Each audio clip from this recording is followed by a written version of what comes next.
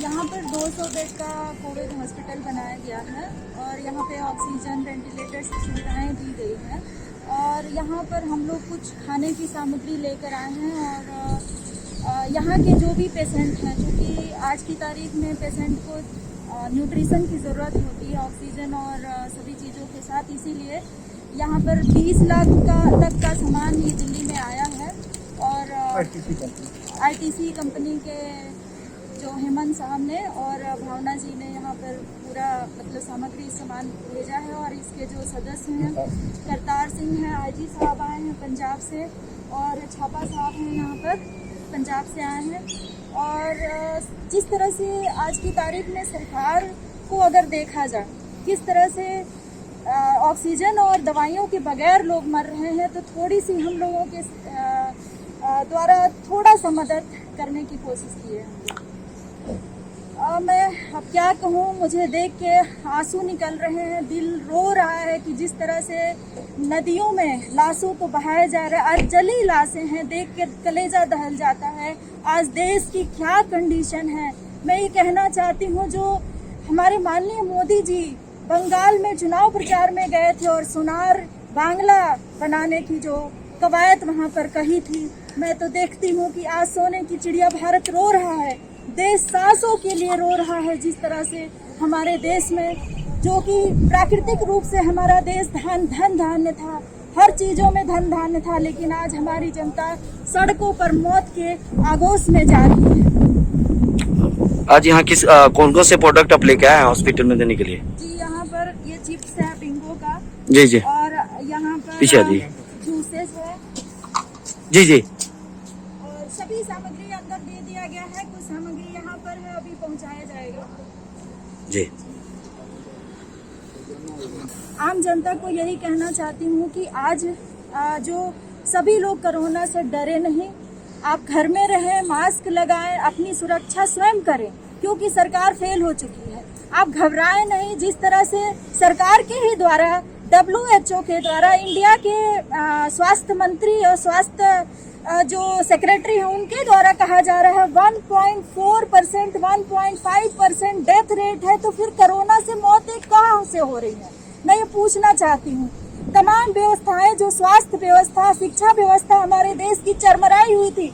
मैं आपसे पूछना चाहती हूँ, एम्स में, राम मनोहर लोहिया में पहले भी बेड कहाँ थे? मैं अगर एडमिट होने जाती तो मुझे बड़े बड़े लेटर लेके जाने पड़ते थे। तो आज कोरोना में, कोरोना जैसी महामारी के लिए हमारा देश तैयार ही नहीं था।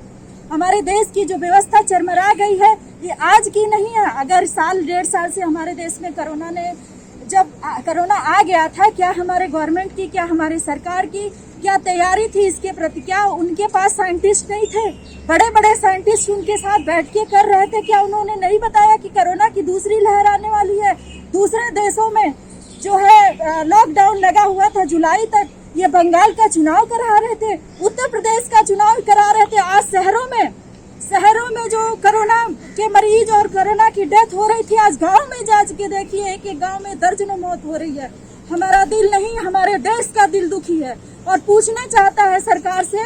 और हमारे उत्तर प्रदेश में तो माननीय योगी जी ने कहा है, उत्तर प्रदेश में उन्होंने कहा है कि पूरे जो भी आवाज उठाएगा वो NS से लगा दिया जाएगा। कल बिहार में आपने देखा कि कल जो है पप्पू यादव को गिरफ्तार करके जेल भेज दिया गया। वह पप्पू यादव, आदरणीय पप्पू यादव, जो लगातार 1.5 साल से सामाजिक सेवा कर रहे थे। मैं यही कहना चाहती हूँ, ठीक है, आप किस पर NS से लगाएंगे?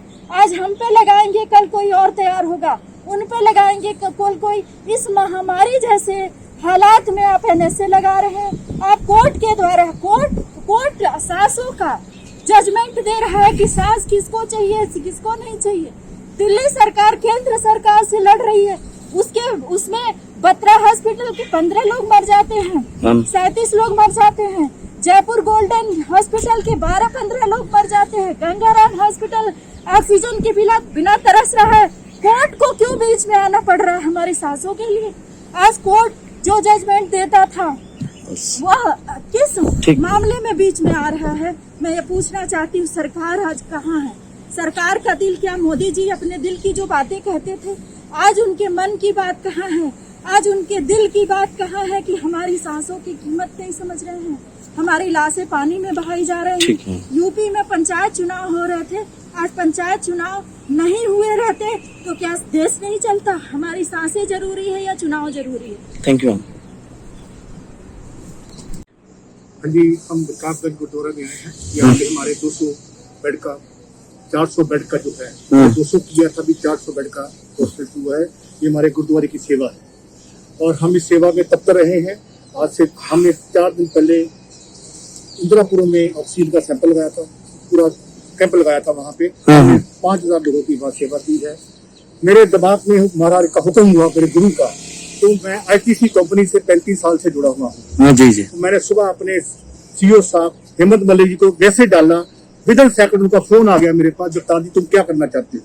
मैंने कहा मानवता की सेवा करना चाहता हूँ, मुझे ये सामान चाहिए। आप मानेंगे नहीं, 1 घंटे के बाद उनकी सेक्रेटरी बामना ने मुझे फोन किया, सर व्हाट यू वांट?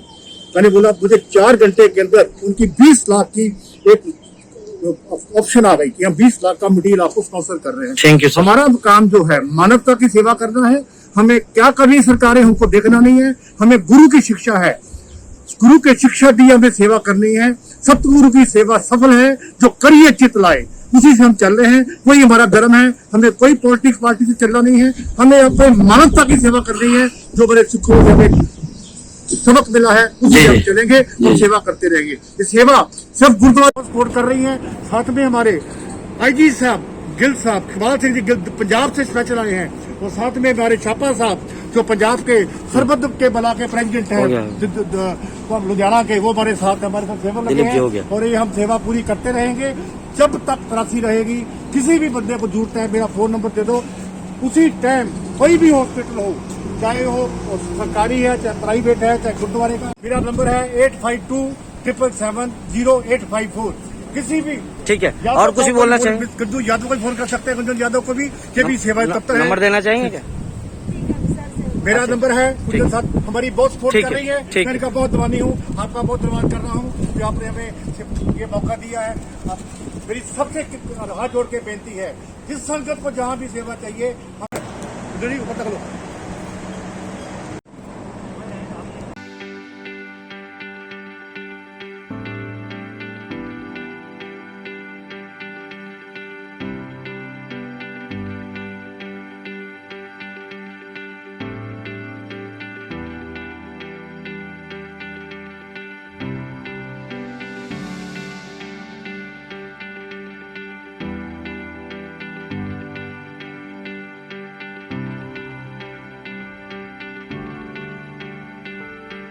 देश दसंतरण रक्षा करनी, दौलत में सार भावनावां सब पूर्ण करनिया, परिवार सुख शांति बतौड़ी सतगुरु दियो।